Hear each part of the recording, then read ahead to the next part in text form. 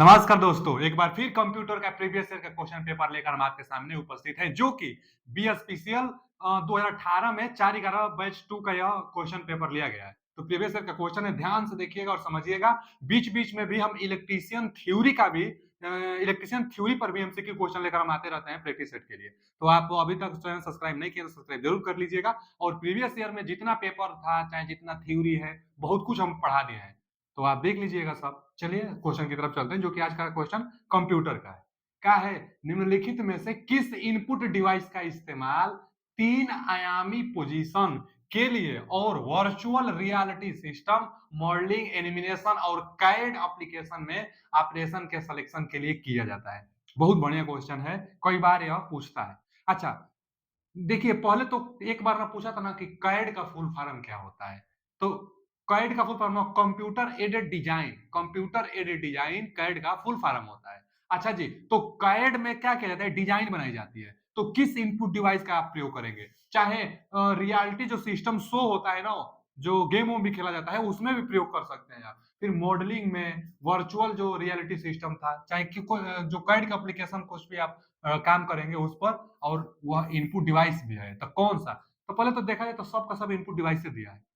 Mouse भी input device होता है, स्पेस बार, ट्रैक बार, जॉयस्टिक सब इनपुट डिवाइस ही होता है। लेकिन कौन सा इनपुट डिवाइस है? मेन क्लू क्या दिया है इसमें कि 3 आयामी पोजीशन, यानी एक्स अक्ष, वाई अक्ष, जेड अक्ष, जो किसी भी एक्स वाई जेड का मतलब ना कि किसी भी डायरेक्शन में आप इसको रोटेट करा सकते हैं। तो 3 आयामी पोजीशन में रोटेट कराने वाला जो अगर डिवाइस है तो सिर्फ एक है, उसको हम लोग क्या कहते हैं बच्चा? स्पेस बाल कहते हैं। इसका कौन सा ऑप्शन सही है? B option is right answer. बच्चा, स्पेस बाल के नाम से भी आप पकड़ सकते हैं, स्पेस जो कि स्पेस में और रोटेट करेगा। अच्छा, ट्रैक बाल भी स्पेस बाल के समान ही होता है, लेकिन जो ट्रैक बाल होता है यह अपना पोजीशन नहीं चेंज करता है, उसी पर जहां पर है वहीं पर बस रोटेट होता है। दोनों एकदम सेम है। एक पहले तो आप माउस देखे होंगे आप माउस देखे होंगे ना, माउस में 2 बटन होता है, बीच में एक ये स्पेस बार होता है। वही स्पेस बार जिधर रोटेट करता है, माउस का जो पॉइंटर होगा, वो मॉनिटर पर पॉइंटर इधर-उधर डिस्प्ले पे जाता है। तो वही जो यह बॉल है ना, सिर्फ बाल को ही यहाँ पर लगा देंगे। तो एक हो जाएगा स्पेस बार और एक कहलाएगा ट्रैक बार। अब दोनों में अंतर बस यह है कि माउसे को आप इधर-उधर ना पोजीशन से भी इधर-उधर आप करेंगे, तो वह होगा स्पेस बार। इसका पोजीशन न चेंज करते हुए सिर्फ इसको जो यह बाल है, ये बस यही रोटेट होगा। जिधर आप जिस दिशा में चाहेंगे उस दिशा में बाल रोटेट हो जाएगा, तो उसको कहेंगे ट्रैक बाल। दोनों इनपुट डिवाइस है, या भी जो वो होता है ना पॉइंटर, पॉइंटर को ही स्थिति चेंज करता है। एक आता है ना जॉयस्टिक। तो जॉयस्टिक क्या होता है बच्चा? इसमें बस ना जो बॉल होता है ना, इसी में एक छड़ी नुमा लग जाती है, छड़ी नुमा। इस छड़ी को आप जिस दिशा में करेंगे उस दिशा में पॉइंटर आपका रोटेट करेगा। तो जॉयस्टिक भी इनपुट डिवाइस है। जॉयस्टिक भी गेम खेलने में बहुत ज्यादा प्रयोग किया जाता है। तो यहाँ पर पूछा था कि 3 आयामी पोजीशन में, तो स्पेस वाला जो होता है आयामी पोजीशन में होता है। तो B option is right answer. जानते रहिएगा, ये तीनों का एप्लीकेशन बार-बार पूछता रहता है, अथवा तीनों में अंतर पूछता रहता है। अगला क्वेश्चन क्या है कि निम्नलिखित में से कौन से प्रकार का वायरस, वायरस का क्वेश्चन देखने को मिलता है, वायरस का थ्योरी हम पढ़ा दिए हैं। तो कौन सा प्रकार का वायरस मानवीय क्रिया के बिना, यानी मानव की अनुमति के बिना, मानव नहीं चाहेगा फिर भी मानवीय क्रिया के बिना कंप्यूटर से कंप्यूटर में फैल सकता है। एक कंप्यूटर से दूसरे कंप्यूटर में फैल सकता है। अच्छा, रही बात कि कंप्यूटर से कंप्यूटर में फैलता है तो कैसे? तो कुछ फाइल वाइल आप ट्रांसफर करेंगे तो कंप्यूटर से कंप्यूटर में फैल जाता है। अच्छा जी, और बहुमूल्य मेमोरी तथा नेटवर्क बैंडविड्थ ग्रहण कर लेता है। जो जो स्टोर होगी, कुछ स्टोर भी ग्रहण वो कर लेता है, बैंडविड्थ भी कुछ ग्रहण कर लेता है। तो निम्न में से कौन सा है? तो देखिए, यह एंटी वार्म दिया है, वार्म होता है, एंटी वार्म नहीं होता है। फिर बूट होता है, अच्छा जी, ट्रोजन हॉर्स होता है और वार्म होता है। तो इसमें मानवीय क्रिया के बिना कंप्यूटर से कंप्यूटर में फैलता है और वो भी बहुमूल्य मेमोरी को ग्रहण कर लेता है, तो वार्म होगा इसका। कौन सा option? D option is right answer. अच्छा, क्यों? देखिए, जो मालवेयर होता है ना, 4 प्रकार से मालवेयर होता है, इसी से क्वेश्चन खूब न पूछता है। जो मालवेयर होता है 4 प्रकार से। कौन-कौन 4 प्रकार से होता है? तो सबसे पहला हम बताए थे आपको वायरस के बारे में। उसके बाद हम बताए थे आपको वार्म के बारे में। वार्म के बारे में, उसके बाद हम बताए थे ट्रोजन के बारे में, और उसके बाद स्पाईवेयर के बारे में बताए थे हम। स्पाईवेयर के बारे में भी हम बताए थे। बहुत क्वेश्चन स्पाईवेयर से भी, जो जासूसी वाला होता है ना, उससे बनता है। अच्छा, जो वार्म होता है, और एक क्या हम बताए थे आपको? वायरस बताए थे। तो जो वार्म होता है, यह सेल रिप्लिकेंट होता है। स्वयं अपने प्रतिलिपियां बार बार बनाता रहता है। मानव की अनुमति के बिना स्वयं अपनी प्रतिलिपियां बनाने वाला वायरस कौन सा है? तो वार्म होता है। अच्छा जी, वार्म के कारण जो मोबाइल वोबाइल होता है हैंग करता है या डाटा को स्टोर करता है। एकदम सेम वही क्वेश्चन ही है कि बहुमूल्य मेमोरी ग्रहण कर लेता है और मानव के बिना अनुमति से कंप्यूटर से कंप्यूटर फैलता है। यह जो वार्म होता है ना, एक फाइल से दूसरे फाइल अथवा जो अनसिक्योर वेबसाइट होती है उससे आपके सिस्टम में स्टोर होता है वार्म। वार्म अनसिक्योर वेबसाइट, जैसे जो वेबसाइट होता है HTTP एक होता है ना, एक HTTP होता है, एक होता है HTTPS। तो यस मतलब सिक्योर वेबसाइट है। तो सिक्योर वेबसाइट से वार्म नहीं आता है, जो अनसिक्योर वेबसाइट होता है उससे क्या आ जाता है? वार्म आ जाता है, सेल्फ रेप्लिकेंट होता है, मोबाइल को हैंग करता है। तो कौन सा ऑप्शन? इसका बी ऑप्शन। अच्छा, ट्रोजन हॉर्स क्या होगा? तो ट्रोजन हॉर्स अनुमति आपसे लेगा। यहां बिना अनुमति से क्वेश्चन था, जब अनुमति आपसे लेगा तो वह ट्रोजन हॉर्स में होगा। ट्रोजन हॉर्स क्या करता है? ट्रोजन हॉर्स ना प्राइवेसी पर अटैक करता है। ट्रोजन हॉर्स क्या करता है ना कि बार बार आपके सामने पॉपअप के रूप में आएगा कि इंस्टॉल कर लीजिए, एंटीवायरस समाप्त हो जाएगा, इंस्टॉल कर लीजिए, इंस्टॉल कर लीजिए, और आप इंस्टॉल कर लेते हैं। इंस्टॉल होने के बाद दिखाई नहीं देता है। तो इंस्टॉल होने के बाद वो दिखाई नहीं देने वाला कौन सा वायरस होता है? तो वह ट्रोजन हॉर्स होता है। कौन सा मालवेयर है? तो ट्रोजन हॉर्स है, जो इंस्टॉल होने के बाद दिखाई नहीं देता है। तो चलिए यहाँ पर वार्म के बारे में क्वेश्चन पूछा था, D option is right answer. अगला क्वेश्चन क्या है कि डिफॉल्ट रूप से एमएस वर्ड 2016 में फॉर्मेटिंग ग्रुप पर मौजूद फॉन्ट साइज टूल में दिखाई देने वाले सबसे छोटा और सबसे बड़ा फॉन्ट साइज क्या होता है? तो बच्चा 8 से 72 होता है। जो फॉन्ट होता है ना बच्चा, जो फॉन्ट होता है, फॉन्ट मतलब क्या होता है? तो जो आप एमएस वर्ड में लिखेंगे ना, जो लिखावट आप लिखेंगे उसकी बात कर रहा है। तो जो लिखावट होता है डिफॉल्ट रूप से उसकी साइज कितना उसमें दिया होता है। तो उसमें साइज मिनिमम 8 दिया होता है और मैक्सिमम 72 दिया होता है। तो 8 से 72 मैक्सिमम डिफॉल्ट रूप से उसमें साइज दिया रहता है। अपने आप कितना रहता है? तो 11 रहता है। अपने आप जो फंड फंड का साइज होता है 11 अपने आप रहता है। अच्छा, और वो उसका स्टाइल क्या रहता है? तो कैलिब्री। कैलिब्री उसका स्टाइल रहता है। कैलिब्री स्टाइल होता है, साइज 11 होता है और कहां से कहां तक उसमें अपने आप दिया होता है? तो 8 से 72 तक दिया होता है। लेकिन आप मैनुअली कहां से कहां तक कर सकते हैं? तो 1 से लेकर 1638 तक आप कर सकते हैं। 1 से लेकर 1638 तक आप साइज को कर सकते हैं छोटा बड़ा, जो फॉन्ट आप लिखेंगे। कैलिबरी डिफॉल्ट रूप से होता है, डिफॉल्ट रूप से 11 होता है और डिफॉल्ट रूप से 8 से 72 उसमें दिया होता है। आप कर सकते हैं 1638 तक। तो इसका B option is right answer. कई बार पूछ लेता है, 8 से 72 याद रखिएगा। अगला क्वेश्चन क्या है कि एमएस एक्सेल में किस प्रकार के सेल रेफरेंस क्वेश्चन है, किस प्रकार के सेल रेफरेंस को एक डॉलर चिन्ह आप जानते हैं ना, यस होता है उस पर कट लगा होता है डॉलर चिन्ह। तो डॉलर चिन्ह को जोड़कर फॉर्मूला में नामित किया जाता है, जो कॉलम रेफरेंस या रो रेफरेंस या दोनों में पूर्ववर्ती हो सकता है। तो पूर्ववर्ती हो सकता है। पहले तो रेफरेंस दो प्रकार से होता है, क्वेश्चन पूछता है रेफरेंस दो प्रकार से कौन कौन होता है? एक होता है ना बच्चा रिलेटिव, एक होता है रिलेटिव रेफरेंस और एक होता है एब्सोल्यूट रेफरेंस। एब्सोल्यूट रेफरेंस होता है। तो एक एब्सोल्यूट रेफरेंस होता है और एक रिलेटिव रेफरेंस होता है। अच्छा, दोनों का काम का है? रिलेटिव मतलब संबंधित। यह दोनों का दोनों एक्सेल में प्रयोग किया जाता है। एक्सेल के लिए क्वेश्चन भी आया हुआ है। तो बच्चा जो एक्सेल होता है ना, उसमें बहुत सारा सेल होता है। आप तो जानते होंगे कि बहुत ज्यादा सेल होता है, इसमें डाटा वाला काम किया जाता है। अच्छा, डाटा वाला काम किया जाता है। मान लीजिए कि 3 डाटा है, कुछ यहाँ पर अंक है, कुछ यहाँ पर अंक है, दोनों को जोड़कर यहाँ पर आप लिख दिए हैं। इन दोनों को जोड़कर यहाँ पर लिख दिया है। अच्छा, जोड़ने के लिए कुछ फॉर्मूला आप लगाएंगे ना। मान लीजिए कि यह कौन सा कॉलम होगा, यह ए हो गया, यह बी, यह सी। तब बी, यह 1, यह 2। तो आप क्या जोड़ेंगे? B2, जो यह बी है और यह 2 रो है, तो B2 प्लस C2 सम कर रहे हैं आप, सम। जो आप सम कर रहे हैं इसको ना, तो मान लीजिए फॉर्मूला आप लगा दिए, तो अब क्या करेगा कि इसको जोड़ेगा, इसमें ले जाकर पोस्ट कर, मतलब इसमें ले जाकर आप पेस्ट करेंगे। इसका योग यहाँ पर फॉर्मूला आप मान लीजिए लगा रहे हैं, तो यहाँ पर दोनों का योग आएगा। अब और डाटा नीचे है, डाटा और नीचे है, रिलेटिव रेफरेंस आप प्रयोग किए रहेंगे। रिलेटिव रेफरेंस पर सेलेक्ट आप करेंगे तो जो यहाँ पर फॉर्मूला लगा है, यहाँ पर जो फॉर्मूला से योग आया है, क्या क्या फॉर्मूला लगा है कि इन दोनों का योग करने पर यहाँ पर मिलेगा। सेम यही फॉर्मूला यहाँ भी लग जाएगा, यहाँ भी लग जाएगा, यहाँ जितना तक लगाना चाहेंगे ड्रैग करिए, ड्रैग डाउन करिए, उतना फॉर्मूला लग जाएगा। कौन सा फॉर्मूला? तो यहाँ जो फॉर्मूला लगा था सेम वही फॉर्मूला इसके लिए भी लग कर यहाँ अपने आप आ जाएगा। इसके लिए बार बार लगाने की जरूरत नहीं है, वही रिलेटिव संबंधित फॉर्मूला अपने आप लग जाएगी। अच्छा जी, एब्सोल्यूट जो होता है ना, एब्सोल्यूट में ही डॉलर साइन का प्रयोग किया जाता है। एब्सोल्यूट को अदर नाम से अगर देखा जाए तो आप फिक्स्ड समझ सकते हैं, फिक्स्ड रेफरेंस।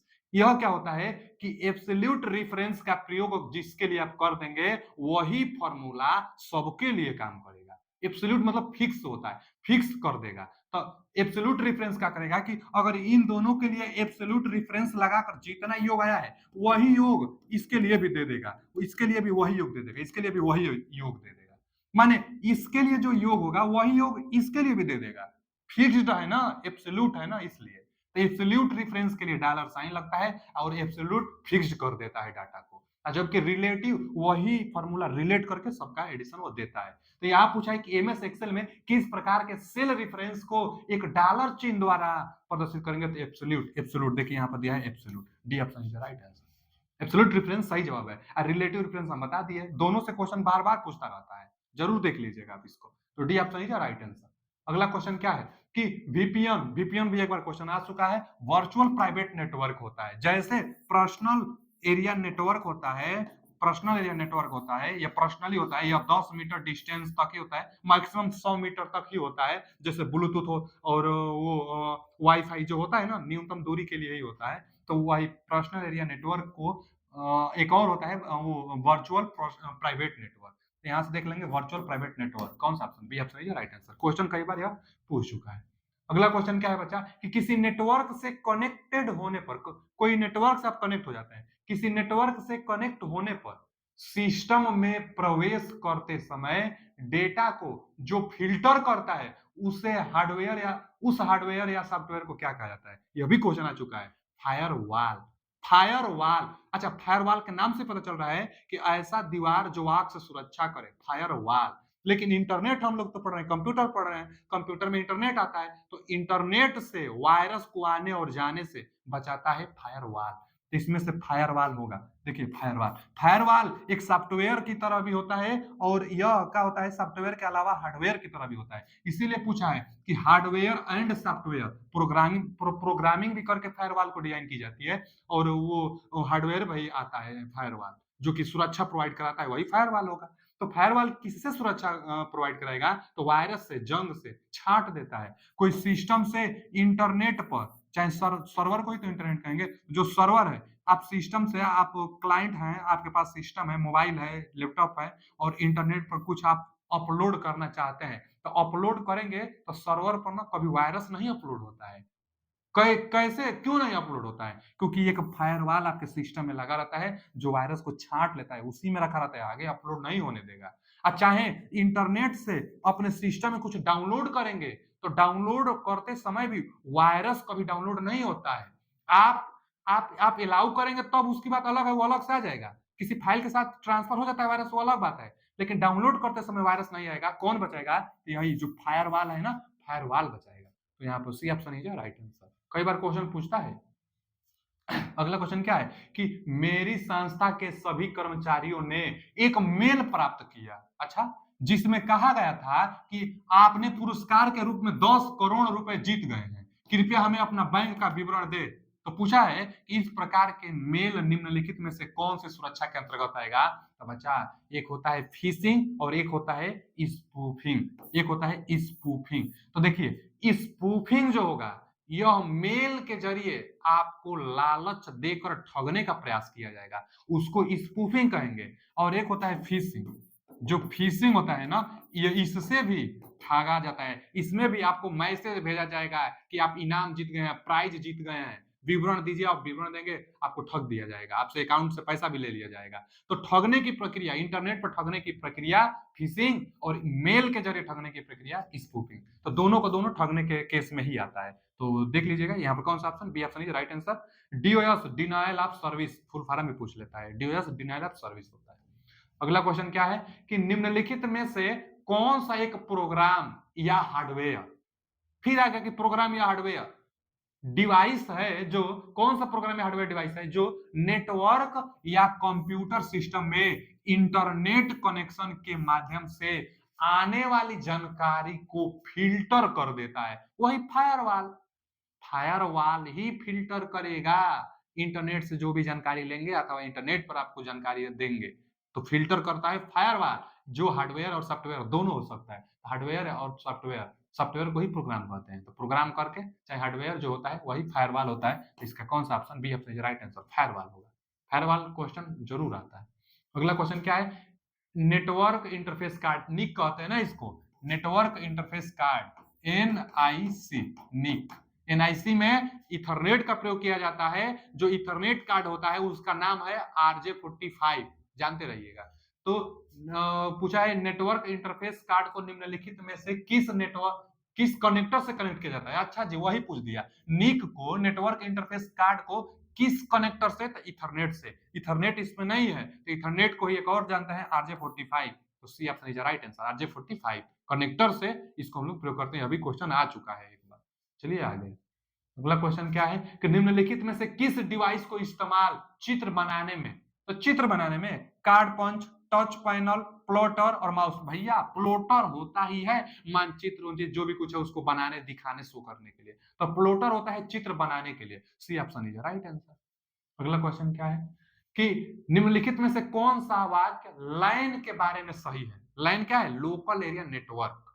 नेटवर्क बनाएगा लैन, लैन में इथरनेट का प्रयोग किया जाता है। तो बचा, किसी कार्यालय में दो पर्सनल कंप्यूटर, पीसी मतलब पर्सनल कंप्यूटर, छोटा सा नेटवर्क बनाना है ना किसी कंपनी अपनी में, तो लाइने का प्रयोग किया जाता है। लोकल एरिया नेटवर्क, जो लोकल तौर पर नेटवर्क बनाई जाती है।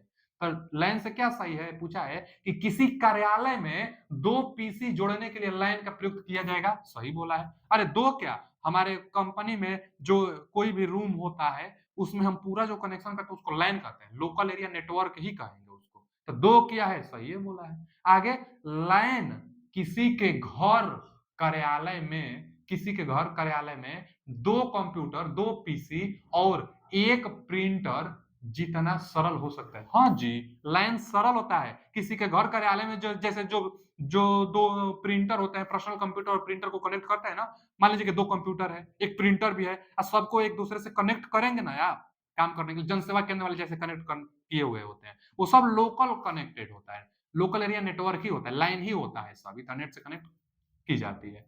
तो इथरनेट मतलब वायर ही, आप समझिएगा केवल। तो ये भी बात सही है कि दो कंप्यूटर और एक प्रिंटर को सरल कर, मतलब जो कनेक्ट करेंगे वो लाइन के अंतर्गत आएगा। हाँ जी आएगा। आगे, लाइन का विस्तार एक पूरी कंपनी में भी कर सकते हैं, ये भी सही, एक कंपनी लोकल एरिया नेटवर्क आएगी, लाइन का विस्तार एक पूरी कंपनी में कर सकते हैं, और ऑडियो और वीडियो पेरिफेरल शामिल हो सकते हैं, सही है। ऑडियो वीडियो तो पेरिफेरल एक दूसरे से आ जाती है, कंपनी में जो ऑफिस होगा वो ऑफिस में पूरा लाइन का कनेक्टेड हम लोग कर सकते हैं। तीनों सही है, लाइने से जानकारी दिया था, आल सही है, 1 2 3, ठीक है, ए ऑप्शन इज राइट आंसर। तीनों सही है, लाइन से लेकर अगर देखा जाए तो तीनों सही है। आगे, एमएस वर्ड 2016 में फॉर्मेटिंग टूलबार फॉन्ट साइज 8 से 72 या क्वेश्चन आया हुआ था, 8 से 72। अगला क्वेश्चन क्या है कि बोर्ड से वेबसाइट की सुरक्षा के लिए एक कंप्यूटर प्रोग्राम जो जनरेटिंग और ग्रेडिंग परीक्षण से मानव को प्रवेश करने देता है, लेकिन वर्तमान कंप्यूटर प्रोग्राम को नहीं, इसे किस नाम से जाना जाता है।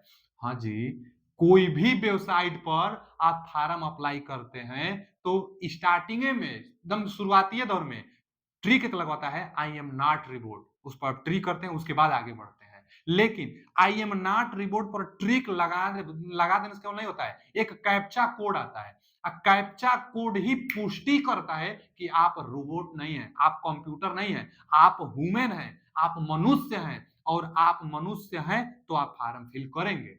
मनुष्य को ही फॉर्म फिल करने के लिए एलिजिबल करता है। मनुष्य की पहचान कैसे वो करता है, रोबोट है कि कंप्यूटर है कि मनुष्य ही फॉर्म को भर रहा है, इसकी पहचान कैप्चा से की जाती है, क्योंकि कैप्चा जो होता है ना बदलता रहता है, हमेशा बदलता रहता है, कैप्चा रिफ्रेश होता रहता है, जहां भी कुछ गलती हुआ जैसे लॉगिन करेंगे तो कैप्चा बदल जाएगा, तो कैप्चा बदलता रहता है। अब कैप्चा कुछ भी आ सकता है, जोड़ के रूप में भी आ सकता है, कुछ सिंबल भी आता है जो कि फीड करना होता है, तो सिंबल को आप जो मनुष्य होगा वो पहचान कर फीड कर लेगा।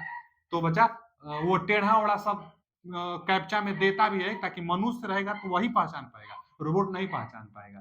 तो कैप्चा कैप्चा सही जवाब है। वही ना दिया है कि प्रोग्राम किसी वेबसाइट की सुरक्षा के लिए एक कंप्यूटर प्रोग्राम जो जनरेटर और ग्रेडिंग परीक्षण से मानव को प्रवेश करने देता है, मानव को प्रवेश करने देगा, वेबसाइट के अंदर मानव को जाने देगा, लेकिन वर्तमान कंप्यूटर प्रोग्राम को नहीं जाने देगा। तो कौन? कैप्चा।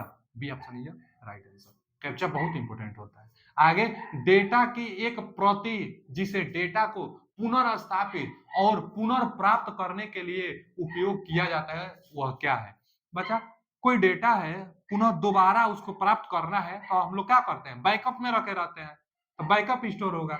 डाटा को कॉपी करके तुरंत ही यूज किया जाता है, डाटा कॉपी कर ले तुरंत ही हम यूज कर लेंगे। लेकिन यहाँ बोला है ना कि पुनः प्राप्त करने के लिए, दोबारा कभी अगर डिसमैच हो जाए या हमारे यहाँ जो भी डाटा है, डाटा डिलीट हो जाए, तो पुनः डाटा को कैसे प्राप्त करेंगे? बैकअप में रखे रहेंगे तो डाटा पुनः आ जाएगी। तो कॉपी तो तत्काल के लिए की जाती है, फिर रीस्टोरेशन दिया है, स्टोरेज डाटा दिया है और एक बैकअप दिया है। तो स्टोरेज भी समाप्त हो सकता है, लेकिन अगर बैकअप डाटा आप किए हैं ना, तो यह समाप्त नहीं होता है। यह इंटरनेट पर स्टोर होता है, जिसको हम लोग क्या कहते हैं? क्लाउड कंप्यूटिंग कहते हैं। क्लाउड कंप्यूटिंग इंटरनेट पर डाटा स्टोर करना होता है और यह डाटा समाप्त नहीं होगा। कम दाम में सस्ता, मतलब कुछ जीबी 25 जीबी तक तो फ्री में भी होता है। फ्री में भी होता है, वहां पर आप अपलोड कर सकते हैं।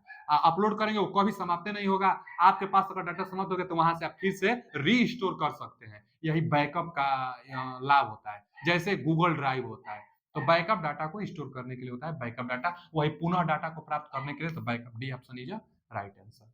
चलिए आगे चलते हैं। अगला क्वेश्चन क्या है कि माइक्रोसॉफ्ट एक्सेस, बचा, जो माइक्रोसॉफ्ट एक्सेस होता है, जो माइक्रोसॉफ्ट एक्सेस होता है, इसको हम लोग क्या कहते हैं? डाटाबेस मैनेजमेंट सिस्टम, जो कि डाटाबेस पर काम करता है। तो Microsoft MS, Microsoft Access database management system होता है। पूछता है क्वेश्चन, तो डाटा, यह भी एमएस ऑफिस जो सूट होता है, एमएस ऑफिस का ही एक भाग है, माइक्रोसॉफ्ट एक्सेस। अच्छा जी, तो इसमें जो चार्ट बनाएंगे, जो टेबल बनाएंगे, उससे क्वेश्चन है कि माइक्रोसॉफ्ट एक्सेस 2016 में कई तरीकों से एक टेबल देखी जा सकती है। टेबल देखी जा सकती है, टेबल बनाना मतलब देखना, वही टेबल को कितने तरीकों से आप बना सकते हैं। किसमें? तो एमएस एक्सेस में। अच्छा जी, तो देखिए ना, पहले तो दो ही मेन तरीका होता है, एक होता है डिजाइन व्यू और एक होता है data sheet view. Design view और डाटा व्यू केवल दिया है तो गलत दिया है। Design view, data sheet view ये हो सकता है। आगे डिजाइन चार्ट दिया है तो चार्ट तो गलत है, ऐसे ही डिजाइन चार्ट नहीं होता है। दो ऑप्शन, उसमें ऑप्शन होता है, जैसे आप एमएस एक्सेस को क्लिक करेंगे, व्यू का एक ऑप्शन आएगा, आप व्यू पर क्लिक करेंगे तो दो ऑप्शन खुलकर आएगा। दो ऑप्शन जो होगा यही होगा, डिजाइन व्यू और एक डाटा शीट व्यू। दो ही ऑप्शन होता है व्यू करने के लिए, टेबल को देखने के लिए। लेकिन यहां पर इन दोनों के अलावा दो ऑप्शन है, इसमें भी है और इसमें भी है।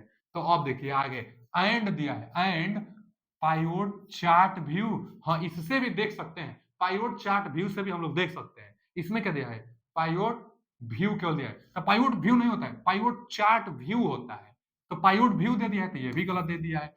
भैया ये तो गलती है, पायोट चार्ट व्यू होना चाहिए, जो कि यहाँ पर दिया है पायोट व्यू केवल, तो ये भी गलत हो गया, ये भी गलत हो गया। बस बच गया एक ही option, A option is right answer. माने एमएस एक्सेल में टेबल को देखने के लिए व्यू पर जाएंगे तो दो ऑप्शन खुलेगा, एक खुलेगा design view, data sheet view, दो ऑप्शन। उसके बाद एक और, अगर टेबल को देखना चाहेंगे तो पायोट चार्ट व्यू, पायोट के सामने चार्ट आना चाहिए, पायोट चार्ट व्यू के जरिए हम लोग टेबल को देख सकते हैं। तो आज के लिए इतना ही, मिलते हैं अगले वीडियो में।